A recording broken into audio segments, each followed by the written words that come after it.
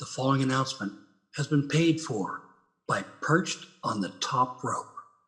I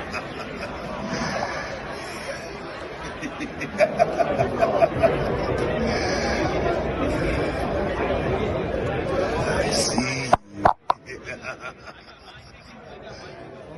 This is Perched on the top rope, and I'm the boogeyman, and I'm coming to get you!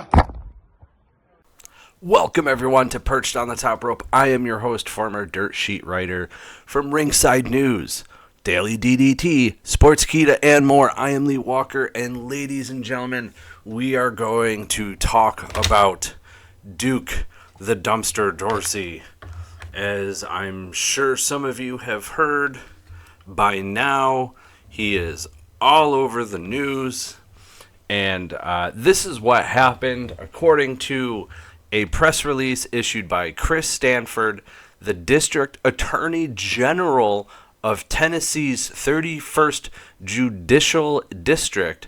The 55-year-old Mike Dorsey, Duke the Dumpster Droese, was indicted during May session of the Warren County Grand Jury. The charge stems from an alleged attempt by Dorsey to purchase child sexual assault material on April 21st, 2024. He was using a Coinbase account on the dark web. Stanford explained that while the transaction was flagged and terminated before completion, the intent behind the purchase elevated the case to an aggravated charge. And I quote, "Purchasing child sexual assault material is an aggravated crime because money used to purchase the material is what continues to make child sexual assault material profitable for criminal enterprises," Stanford stated. The case was first tipped off by Coinbase to the FBI. The tip eventually reached the Warren County Sheriff's Department on March 19th, 2025, prompting the Tennessee Bureau of Investigation to launch an inquiry. TBI agent Kevin Starr quickly built a case leading to the indictment. Mike Dorsey turned himself in after learning about the indictment and was released on a $10,000 bond. He is scheduled to be arraigned May 28th, 2025. The charge, a Class D felony, carries potential sentence of 2 to 4 years in prison.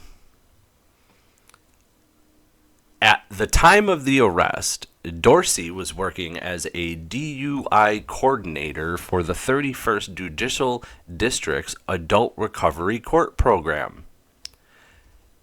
He was immediately terminated from the role. Officials confirmed that his duties never involved working with children, and all court participants in the program are adults.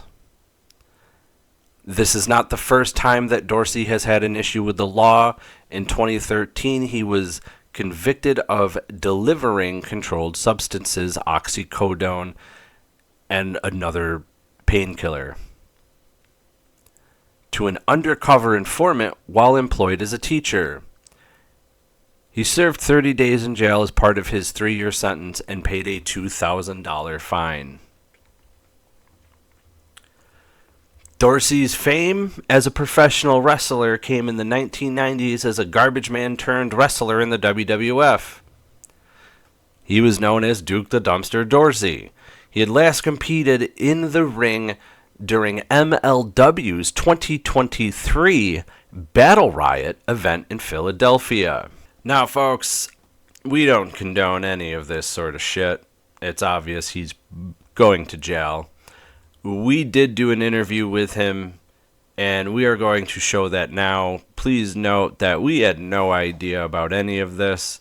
This interview was done like 5 years ago, so take it for what it's worth.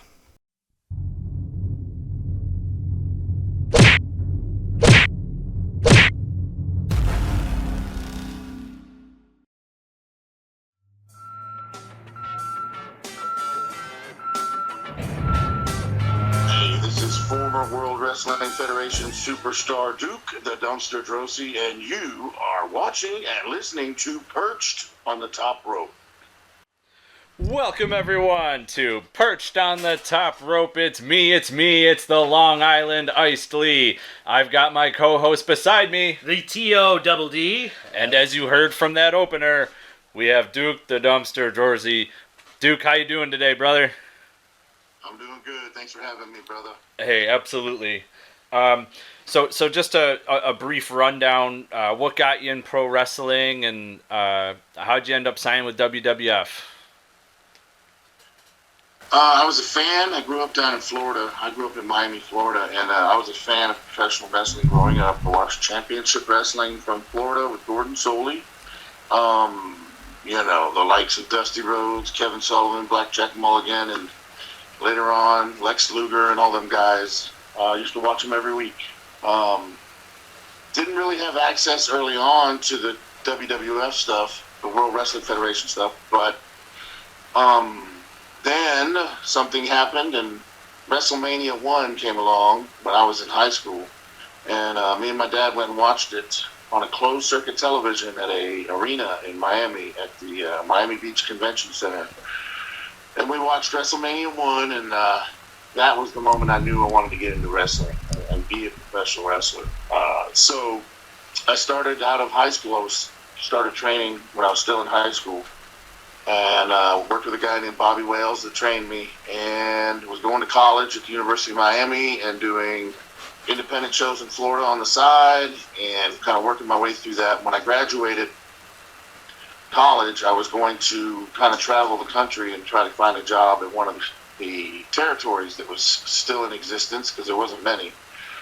And then I heard that Vince McMahon was at a local TV executive convention at the Miami Beach Convention Center.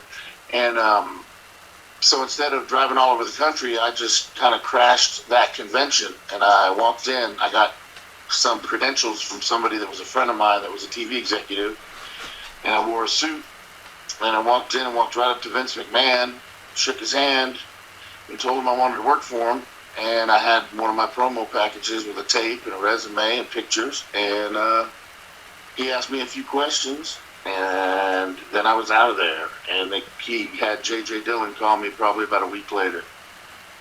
Oh, awesome. That's actually, it's insane, because, you hear from a lot of the guys in the business now that there's so much more that goes into, the process to joining WWE nowadays. The guys got to go through 10, 12 different people, but, you were lucky enough to actually just walk up to him, shake his hand, and, you got a call the next week. It's pretty cool. As far as I know, I'm probably one of only two people that walked up to Vince McMahon to get a job. It was me, and the other one was Oscar, the rapper from Men on a Mission. He rapped to Vince in an elevator. But I think after that, they started having more people around Vince and protecting him from anybody walking up to him and just asking for a job. So probably a smart idea. This is a question I like to ask anyone who worked around this time period in WWF. Any Owen Hart rib stories? There were so many Owen Hart ribs. I've often told the story about when I first got there. When I first got there, I remember I was rooming by myself, and it was the middle of the night. It was probably like 2 a.m, and we had to be on a plane early for the next loop. We had to fly out, and I got a phone call in my hotel room in the middle of the night, and it was this voice that was telling me that they were from Domino's Pizza, and they wanted to share with me all these wonderful specials they had just for that particular hotel. And I'm thinking, this is ridiculous. I'm like, why are you bothering me in the middle of the night? And I hung up. And then they called back, and they said, I'm just trying to make a living and feed my kids. And I would like for you to listen to these pizza specials. And I sat here arguing with this person about a pizza. Anyway, so the next day, apparently it was Owen Hart, and he brought one of the old school type telephone voicemail machines with a little cassette, and he hooked it up to his hotel room phone and recorded the whole thing and played it for the boys in the locker room. and this whole conversation of me and him arguing over a pizza. That's when I realized he was the prankster of the bunch. And I, through the years, I saw and heard so many ribs, but he was always harmless ribs with Owen. He was just such a funny guy. One of the biggest things Owen always did, always, if you ever had a match with him in any capacity, whether it was a one-on-one, a tag match, or in a Rumble type battle royal, he was always going to do something to try and make you and the referee and everybody else laugh. Always. You know you had to look out for it. So it was always fun to work with Owen. And I always say this too, he was a quality individual, one of very few in that business. One of very few that I could probably count on one hand that was loyal to his wife and kids and didn't do drugs, and he was just a good person. And he tried to help other people. So Owen was a great guy and a great river. A couple things that I wanted to ask you personally, because I've seen from reading and researching on your career, there's a lot of really cool points I've noticed. I don't know how open you are to talking about it, but the Jerry Lawler rivalry. It was right at the gate. The first thing I did when I got there, they opened up with that. It was my very first TV match was on Superstars versus a guy named Mike Bell. Mm-hmm. And as I went to the ring, they had the idea they wanted me to push like a little dumpster to the ring. Mm-hmm. And I went wheeling this thing out. And standing on the side there when I came out the curtain was Jerry Lawler, like with a microphone, like he was going to interview me. And I walked up to be interviewed and tried to be respectful, and he made a joke out of it and put a clothespin on his nose and started laughing at me like I stunk. So I had a garbage can inside the little dumpster. I pulled it out, and it had garbage in it, and I just dumped it over his head. That was the beginning of the angle. Right. Anyway, fast forward to the next Monday Night Raw, live Monday Night Raw, and they had me on King's Court. He was going to interview me and talk to me about that, how I dumped garbage on him. He wouldn't let me in the ring because I stunk too much. He wouldn't let me talk hardly. And so I finally said, that's it, I'm leaving. And he was supposed to run up behind me and attack me, and that was going to build up the heat for the angle. Well, before we went out, Jerry asked me if he could hit me in the head with my own garbage can. Right. And I said, yeah, I was all for it because I knew, I came from Florida. That's great heat. Oh, yeah. So we went and asked Jack Lanza, who was the agent for that match or for that segment. And he just said, it's live TV, man. Go ahead and do it. So I was like, okay, because I didn't know any better. Right. So we went out there and did it. He hit me with the can, and the crowd was just like, ooh. And immediately the camera angle shoots back to a camera way across the arena. You can't see it anymore. It shows one hit, and then it cuts away. And, all you can see is the can going up and down. Anyway, they freaked out. It was too violent for them because it was still considered family entertainment. That was like the original PG era. Right. Coming off the tails of Hulk Hogan and all those people. It was still for kids. And they came out, they had Macho Man and Gorilla Monsoon were doing the commentary for Raw at that time. They came back on live and apologized up and down for it, said you'd never see something like that on their TV again. So automatically, they're killing the heat. They're killing it. Right. And then they record for Superstar. They had a show which was called Superstars. They record Jerry Lawler being made to apologize at the studio. And he was, and it was kind of a comedy thing, but he had to apologize for attacking me with the garbage can because it was too violent. And that was just basically killing any heat that we had. So we took what could have been a major angle, and they just dumped ice water on it, and we didn't even get a pay-per-view match out of it. I think we ended up doing the blow-off at another Monday Night Raw where Doink and Dink, the clowns, got involved, and that was it. Right. So it could have been great. I didn't know any better. I was fresh off the truck there. I was brand new in the company.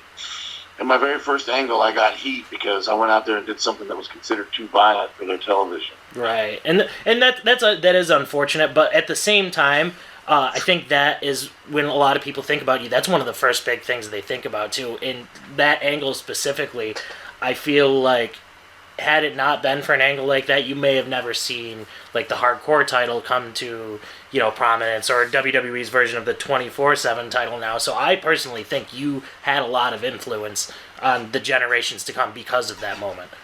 Well, I appreciate you saying that. I know a lot of people say that was probably one of the first instances of actual kind of a hardcore situation taking place on TV. And yeah, after that, you know, slowly but surely you start seeing like the ECWs pop up and people with pans and garbage cans and everything else hitting each other. So, yeah, I think maybe it was. I think another one you look back on, if you think of it that way, was the coconut with oh yeah, Rowdy Piper and Snuka. Yeah, that, and I was like, that was shocking. You know what I mean? Yeah. So yeah.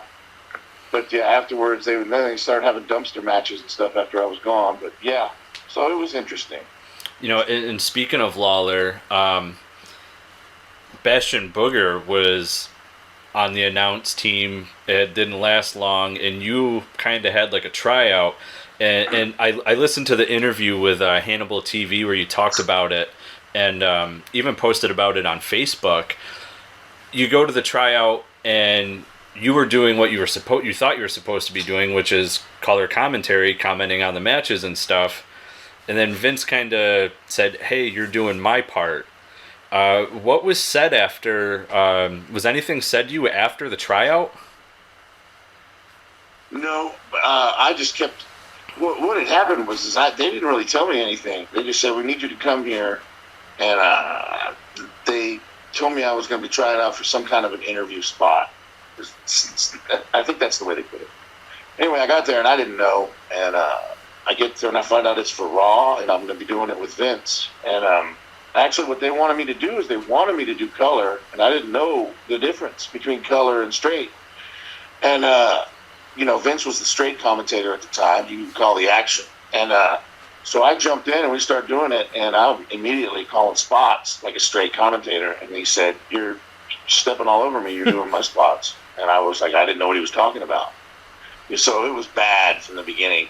And you could tell he was turned off to it at that point. And I still tried, and we did some things, and we messed with it. And I even got them to let me come back to the studio on different occasions and work. At one point, I got to sit down and work with Gorilla Monsoon, and I had a blast. I think I may have even got to do it with Jim Ross at some point. I think he was there, but not doing commentary yet. But yeah, it was just one of those.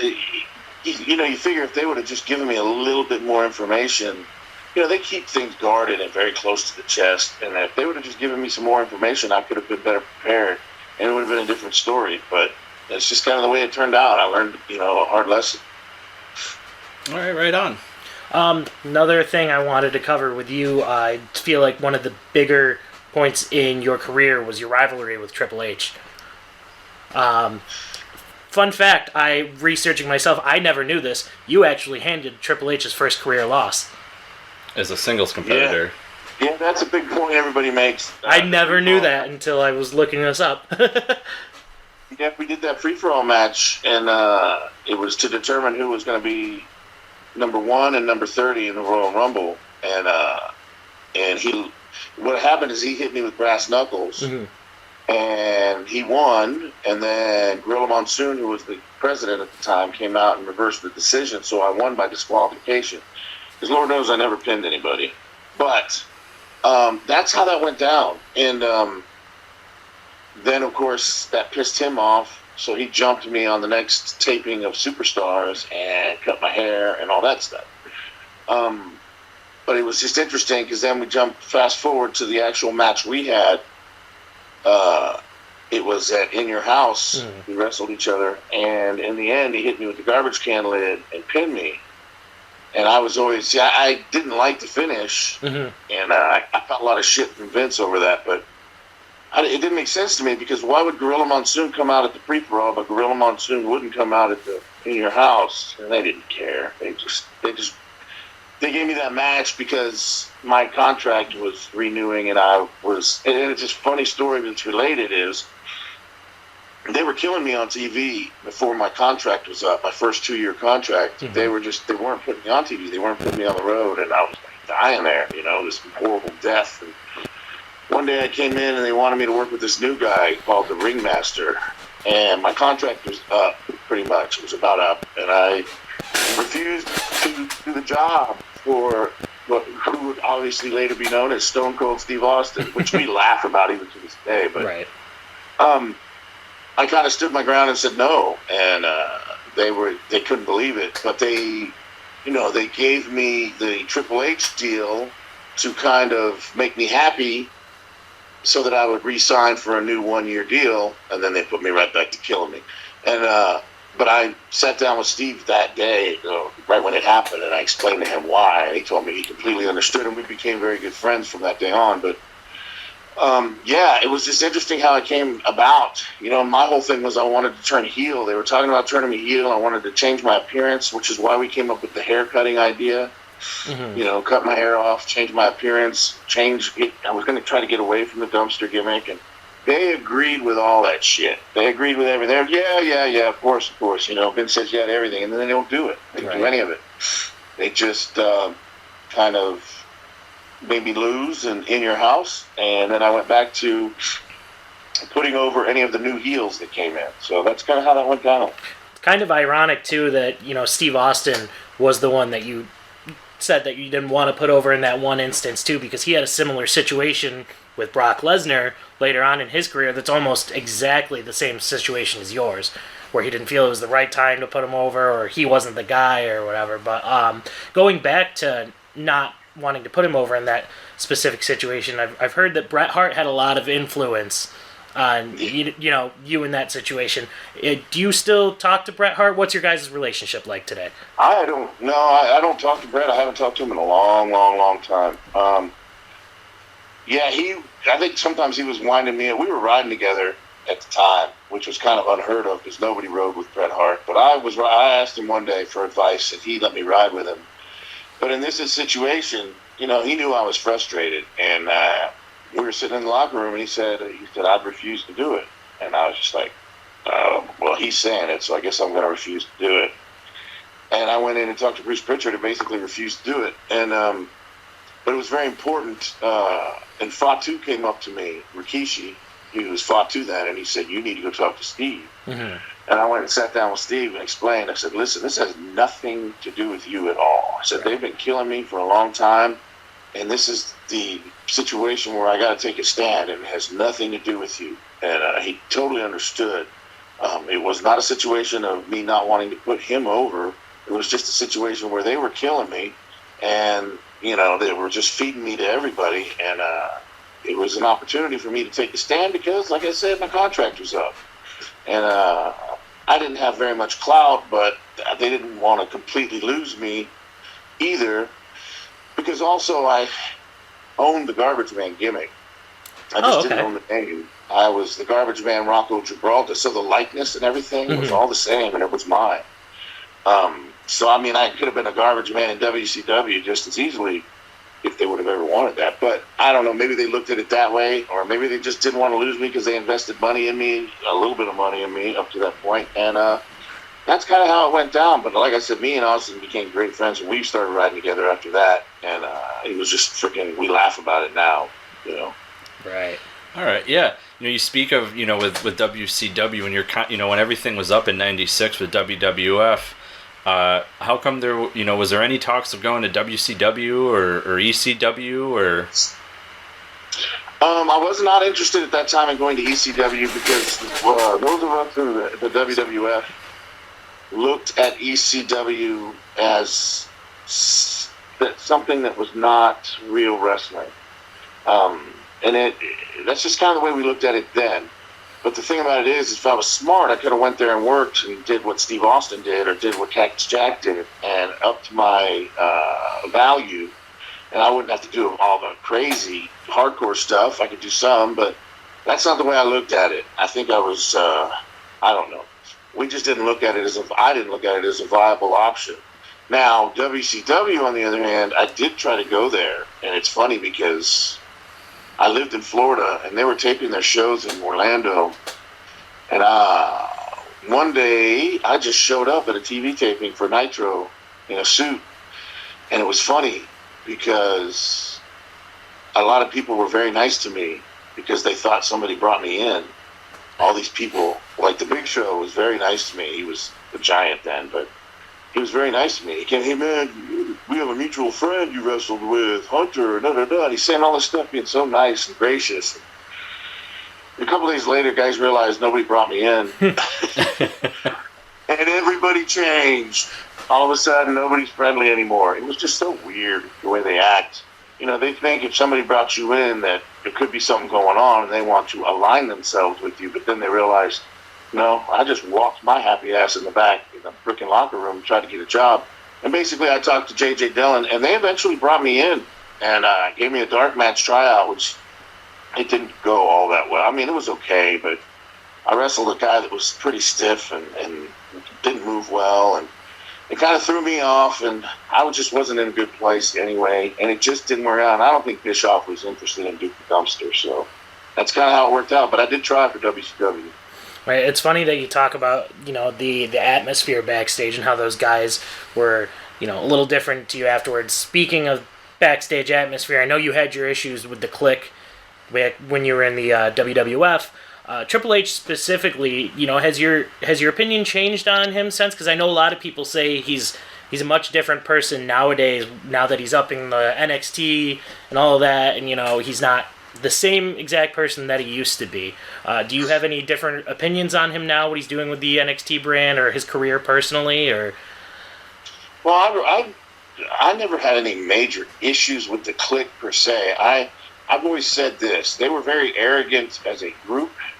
But if you hung out with those guys individually, they were cool dudes. Right. Even Hunter, he didn't party or drink or do none of that stuff. But he was very cool and he was great to work with. Hunter was always willing to do anything. I threw his ass all over the place, and he took every bit of it and didn't complain at all.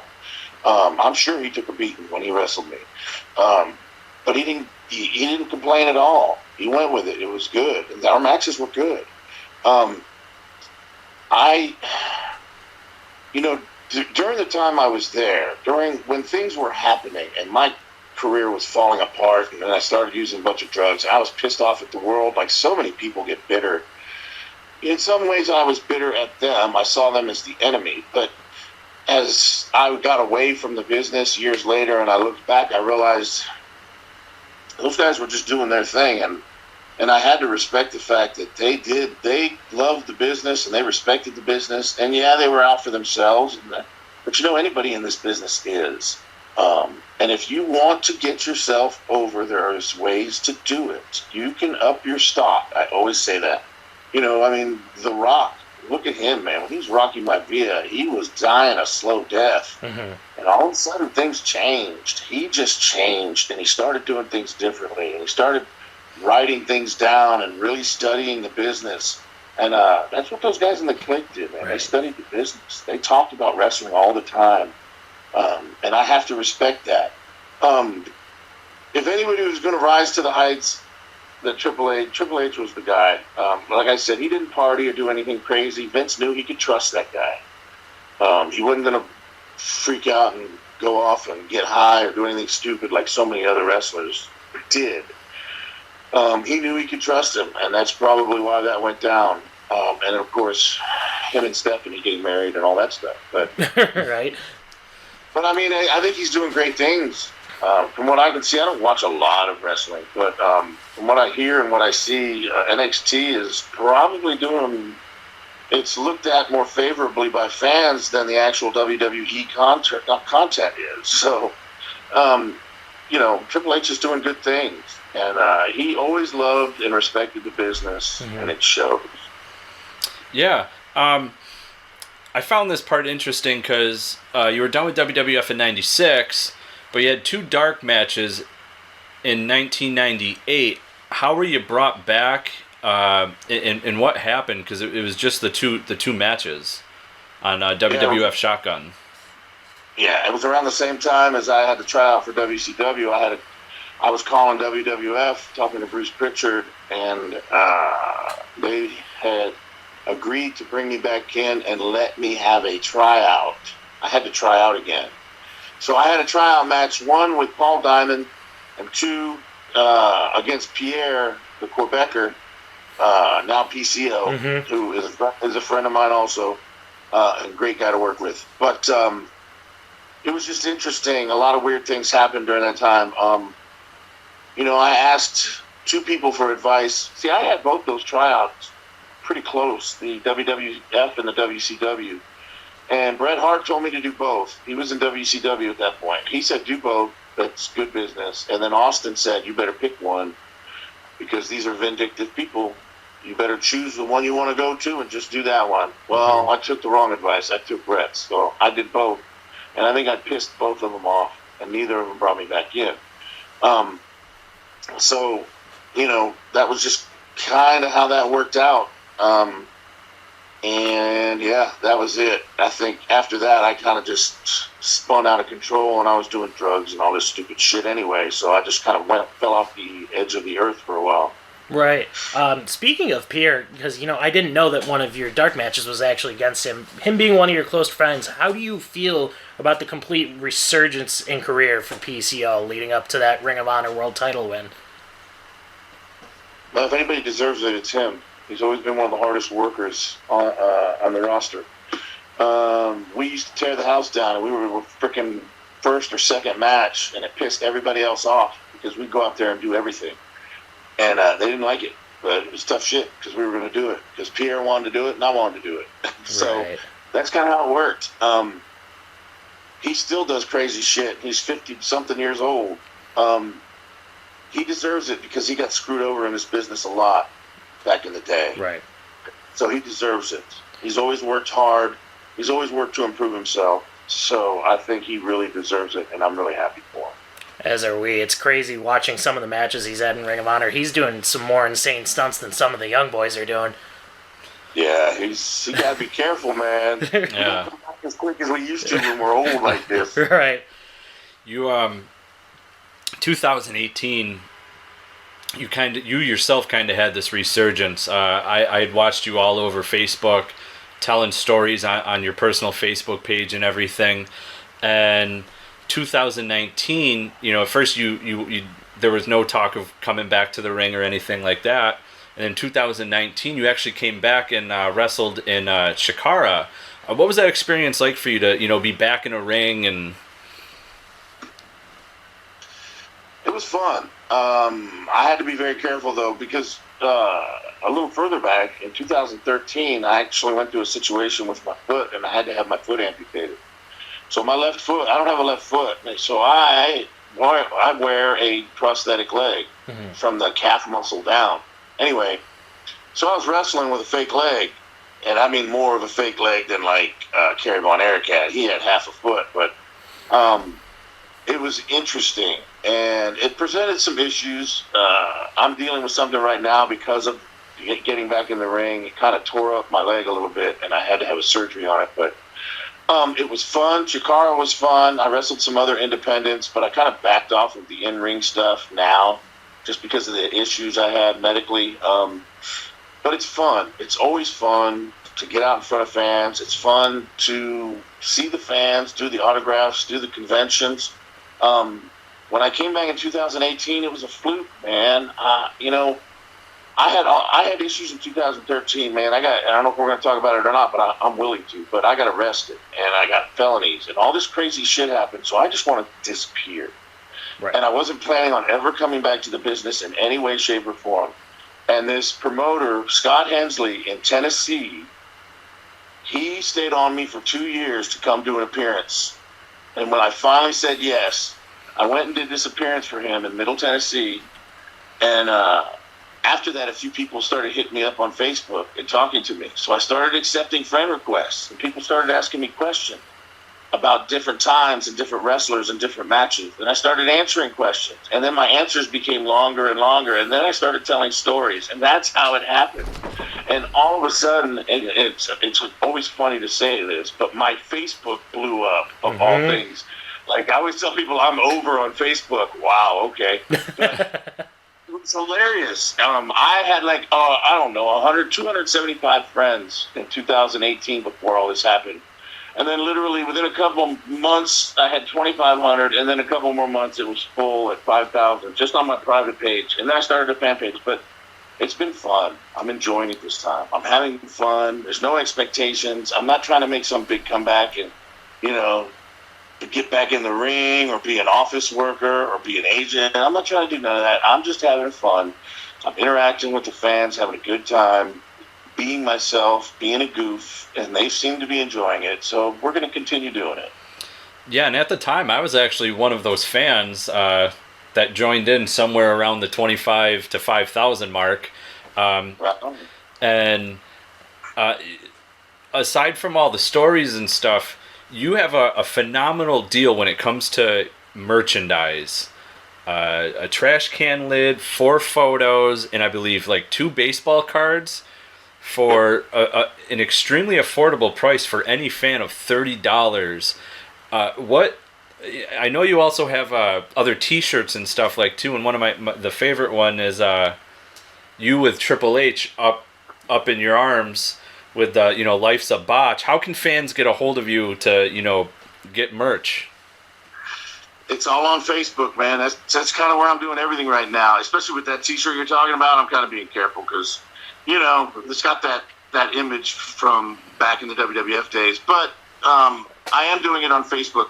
And yes, it is a good deal. And people always ask me, man, how can you do such a good deal? It's important. It's not about necessarily making a ton of money. It is getting people interested in what you're doing. They're talking about you. They're buying your stuff. They're posting you. They're posting your stuff online, on social media. And so when I start selling shirts, they go much better. Or when I start trying to hype my new podcast, which is coming up this Friday, July 10th, called Road to Recovery, on my Facebook page, by the way. When you start hyping stuff like that, there's more people listening because you've been... I try to be good to the fans because they've been good to me. And I told you I enjoy the interaction with them. So, yeah, it's worth it. It's worth it to me to do it this way and send these things out.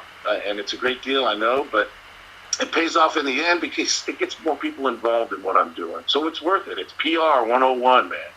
Yeah, absolutely. And we actually bought the $30 package there, and we're excited for the the photos. And I myself am really excited for the trash can lid.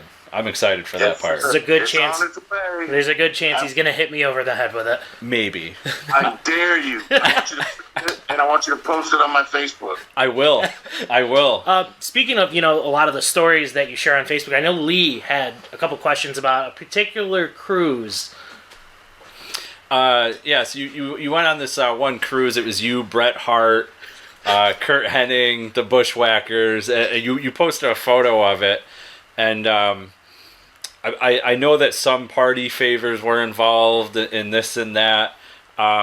What was that experience like for you? Because it's not just a cruise for you guys. There's like a ton of people on there, like fans alike. Yeah, you got to interact with fans and stuff. I guess it was called the Wrestle Vessel. I think WCW had the Bruise Cruise. We had the Wrestle Vessel. I think, or it might be the opposite. But anyway, this was right at the time after I did the job for Triple H, and I had a really shitty attitude. My hair was cut off. I was mad, and I was getting out of shape because I quit working out. I was just pissed off at the world, and I got put on this appearance. It was a paid appearance. We got paid like, I don't know, $3,000 to go on this cruise to the Bahamas. And I just remember I didn't care. I wasn't worried about any drug tests. I didn't give a shit. I was like, go ahead and drug test me and fire me for all I give a shit. And of course, Brett and Perfect, they didn't care. And right when we got on the boat, we all went to somebody's room and started smoking weed. And I'm going to tell you what, man, I guess I had not... I was in the WWF. I'd been drug tested so long, I hadn't been smoking weed in years. Oh, no. I was stoned as hell. And what happened is then these alarms start going off in the boat. And I'm like, what the hell's going on? And it turns out they were having this drill where everybody had to put life jackets on and go out on the damn deck. And they had to count everybody. I said, I'm not leaving this fucking room. You're crazy. And we didn't want to leave the room, and then finally people kept coming and coming, the family members, and they got us to get out of there. So we went up, and we go walking out on the deck, and the sun is just beaming down. I'm sweating bullets, and as we walk out, and I turn around to go, man, this is bullshit. As I turn around, Perfect and Bret Hart disappeared. They were gone. They completely ditched me. Oh, So no. I'm standing there, and I always say I look like Tommy Boy when he was on the airplane with the safety vest thing around his neck. Yeah. This thing didn't even fit me. I looked like an idiot. I was sweating bullets. I was high as hell. And all these fans are going, "Hey, Duke, we're big fans." I'm going, "Oh, shit." Please get away from me. I was losing it. But I was trying to be nice, and I had to stand there and just deal with it. And finally, they cut us loose, and I was drenched from head to toe in sweat. And I went back to the bar and found those two just sitting there drinking like pina coladas or some bullshit, laughing their asses off. And I said, "You sons of bitches." But yeah, that was an interesting cruise, man. The Wrestle Vessel. Like I said, I didn't give a shit, so I was willing to do whatever. So we definitely had party favors. Right. And I know you talk a lot about, your drug use and stuff, and I've read a lot about it, and especially like with WrestleMania 17 with the gimmick battle royal. You talked that you primarily stayed away from a lot of people and stuff like that, but you did bring up that Mean Gene and Bobby the Brain Heenan were really, really nice to you. Can you just talk a little bit about the interaction with those two, especially now that they're not here anymore? They were two of my favorites. Yeah, they were really nice. We rode on the bus. There was like this shuttle that took us over to the building from the hotel, and I just happened to be on the shuttle with them. And we rode over, and they couldn't have been nicer and more gracious to me, somebody they probably didn't even know. I mean, they acted like they knew me. They called me Duke and all this stuff. And I was like totally marking out because, when I was coming up through the ranks, and even when I was younger, those were the guys, man. I was watching them on TV when I was a fan, and they were so nice to me, man. And I felt so out of place with all the shit that I was going through. I was having difficulty with drugs and all this stuff, to the point, like you said, where I was trying to avoid people, and they made me kind of feel so welcome, and they made me feel part of, and in that situation. And I've always appreciated that. And I got to tell Mean Gene that a couple of times because we did conventions together before he passed away. And I always loved and respected both of those guys. And yeah, great quality individuals. Wonderful. I think I speak for the whole wrestling universe when we say, those two among the many legends are two of the most missed, two of the greatest speakers this business has ever seen. Kind of touching back on those darker times that you had, I remember reading up that it kind of stemmed from ankle injuries originally that you had during your rivalry with Triple H that led up to the foot issue and everything from there on out. Can you touch on that a little bit? Well, that part of it, yes. That was the relapse in 2009. That came from a foot injury that I was, when I wrestled Triple H, during that period in the World Wrestling Federation, I was wrestling with high-tech Magnum boots. They're not even wrestling boots. They're like tactical combat boots, and they're really loose, and they don't fit well. And my ankles got twisted a lot, and I didn't even realize how bad it was. But later in life, my left foot, which is the one that I had to eventually get amputated. I had the foot problem, and my foot started falling apart. I don't know if you've ever seen Marty Jannetty's foot, but my foot looked just like it. It collapsed to the side and turned, and I started taking pills again. I had been through rehab once before that in 2003. The original drug problem started in wrestling. But I got clean in 2003, and then I relapsed in 2009 because of the foot. And I thought I would be okay, and I could handle taking some painkillers to get through the pain, and it escalated really fast. And before too long, probably within a year, I became an IV drug user, and I was shooting. I was buying any pills I could melt in a spoon, and basically I was shooting them up, man. I was a needle junkie. And at the same time, I was a freaking school teacher. So I'm trying to hold together this career and living this insane life outside of there. It was like Dr. Jekyll, Mr. Hyde. And it all came crashing down basically because I was running around with a lot of people I shouldn't have been, buying and selling pills out there. I would get pills from the doctor that I could not shoot up. and I would sell them to get money or get pills that I could shoot up. And when I sold some to somebody that got busted and was setting people up for the police, one of my former drug dealers, he started setting people up, and I got set up, and that was it. Right. And they came and arrested. Actually, it's funny. During that same time is when I got my foot amputated, and they came about a month after. They let me kind of heal for a little while, and then they had a sealed indictment from the grand jury, and they came and picked me up at the house, and that was the day everything ended. I lost the teaching career and lost everything again. The first time I lost everything was before 2003, but I didn't get arrested. This time I really lost everything, and I knew it was over. I knew I had to go get help to get physically clean, but once I was physically clean, I was willing to do everything I had to do to stay clean, which I still do to this day. I go to meetings, I work with other people, I work for a drug court program, which I actually went through as part of my plea deal. Now I work for the drug court, and I work with people every day that are going through the same stuff, and that helps keep me clean. But like I said, I'm willing to do whatever it takes now, and that's kind of how that all came about, man. It was just crazy, man. It was a crazy time in my life, and it was pain that got me. I always tell people, addiction is waiting for a weakness to take over again and make you relapse. And I thought I was strong after 2003. I was like, no way, I'm not going to fall back in it. Physical pain got me. Mm-hmm. It made me weak. So I had to kind of build up that wall of the castle now and keep it, I got to keep in mind, I go through a lot of pain now every day, but I can't take painkillers for it. Right. I can't do anything like that. No drugs, no alcohol, no nothing. I can't do it. I've learned that lesson. Right. I've actually been through a similar situation. My father himself had some somewhat issues like that. He, about a year and a half ago, had to have surgery to have some bone chips removed out of his foot. They tried offering painkillers, and he said, I'm not taking a single thing. He goes, I'd rather deal with the pain than, go back to that.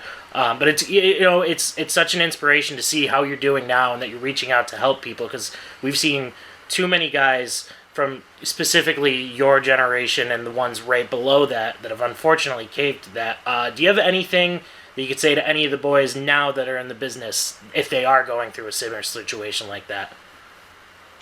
Well, if it's on the front end, don't take drugs. Don't get wrapped up in that shit. Don't become dependent on drugs. And if you're already wrapped up in it and it's starting to feel hopeless, man, suck up your pride and ask for help. Sometimes it's very difficult to do. To really get help and to really change, we have to surrender to the fact that we have no control over this shit. And that can be a very hard thing to do for a big, tough, strong man or even a woman. We have pride, and we think we can handle anything. Well, for some of us, we cannot handle addiction on our own. And if it feels like it's getting out of control and you feel hopeless, you need to ask for help.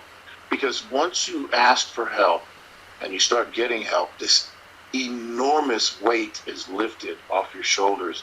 And all of a sudden you realize you can freaking live life again, man. You can have your life back. But you gotta ask for help. That is my biggest piece of advice. All right. Duke, how long have you been sober now?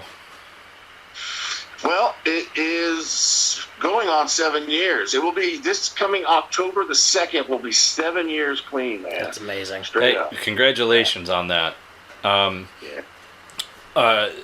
Moving away from all of that and really inspirational stuff with all of it. I want to just ask this one last question when it comes to wrestling. Is there any reason why there's never been a Duke action figure through WWE, whether it was the Hasbro line, the classics, or like now the new line is the Elite figures? Well, I can speak for back in the day when I was there really wasn't action figures. I think I just missed a lot of things, and that was one of the things I missed. When I was there was only a few top guys that had any merchandise, and it was basically like little teddy bears and T-shirts in the WWF magazine. That was it. There really wasn't a lot. They had some merchandise, but most of us didn't have merchandise. And there really wasn't even video games yet. That was a new thing just starting. Video games just coming over the horizon. Action figures maybe they had some back in the Hogan days, but they squashed a lot of that stuff because they didn't have the money to invest in it. There was just no money in that company for a while. So that's why it didn't happen then. That's why there was never any Duke the Dumpster figures made back then. And now I just haven't had any relationship with the company in such a long time. I mean, I don't have heat with them per se. I mean, I don't know if Bruce Pritchard hates me or not. He made an interesting comment about me on his podcast the other day, which I thought was kind of a slight or an backhanded compliment. He said that I was too nice for the wrestling business and I had no business being in the wrestling business. And he didn't say it like in a vindictive way, but it was just interesting. But I don't know. I don't think I got heat with anybody. I mean, I've told a lot of stories about some people who are currently there and some people who aren't there, but I haven't lied about anything. I haven't totally thrown people under the bus. I mean, I throw myself under the bus a lot more than anybody else because I'm the one that looked like an idiot so much of the time. But I don't care because it's funny. And I can laugh at myself now. And it's entertaining to the fans. So I share this stuff. But I don't have a relationship with the WWE really that much right now. But they're starting to put me back like on WWE.com stuff, I think. And that's always a good sign. So you never know. Maybe they'll come out with an old classic freaking elite figure of Duke the Dumpster. There's a lot of people making their own, the fans that make the customs and stuff, which I always enjoy. But man, I'd love to have a real deal, authentic action figure, man. That would be so cool. So who knows? We'll see. Hopefully, maybe we'll touch base with the company one day, and maybe they'll give me an action figure. I know I ain't getting in the Hall of Fame, but maybe I'll get an action figure. Yeah, because one thing I've seen is my friend Josh Blevins makes some pretty cool magnets, and there's a couple of Duke magnets around that I saw. You need to order a bunch from him, actually. Those are really cool. Yeah, they look like the Hasbro. They look like the Hasbro toys here that are chilling at my bar. Yeah. They look like that. Really good job. He does. Yeah.